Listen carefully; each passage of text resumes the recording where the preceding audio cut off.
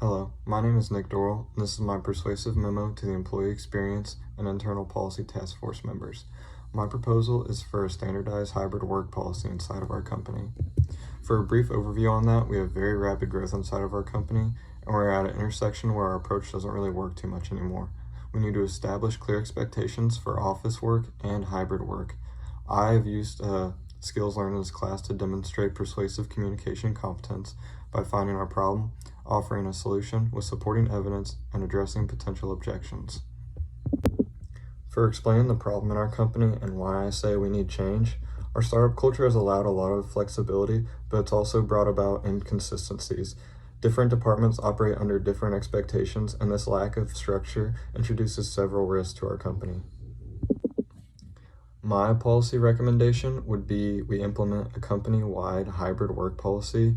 This would be a defined hybrid work structure with 2 to 3 days in office, and those would be role dependent and have clear guidelines.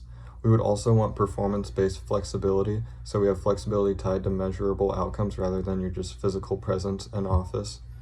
We would also have a central employee experience standards. This would give us unified onboarding, communication expectations, and a feedback process so everyone could feel like they're being heard with the new process being brought to them. We would also have HR-led oversight to ensure consistency across departments. For some supporting evidence, I was able to find references that align with our current needs as we scale in both headcount and operational complexity. For the first one, the Gallup organization found that working on hybrid environments report higher engagement compared to fully remote or fully in-office workers.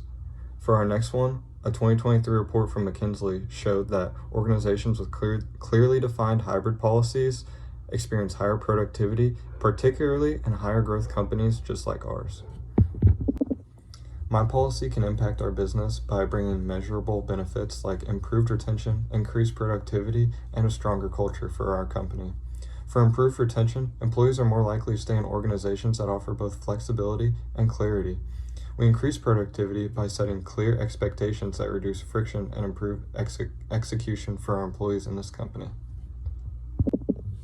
For addressing potential concerns with my policy, the first one that comes up is loss of flexibility. With my policy, we don't lose flexibility, we're just formalizing it. We are tying flexibility to performance, so this gives the employee the power to pick and choose depending on how well they do. And next, with our concern is our cultural impact. Some fear that this is a shift away from our startup culture, but this policy preserves what works while adding the structure that is necessary for our company to take its next big step. For my conclusion on how we move forward next with my policy, a standardized hybrid work policy will bring clarity, consistency, and scalability that we need without sacrificing our flexibility that we started our startup culture on.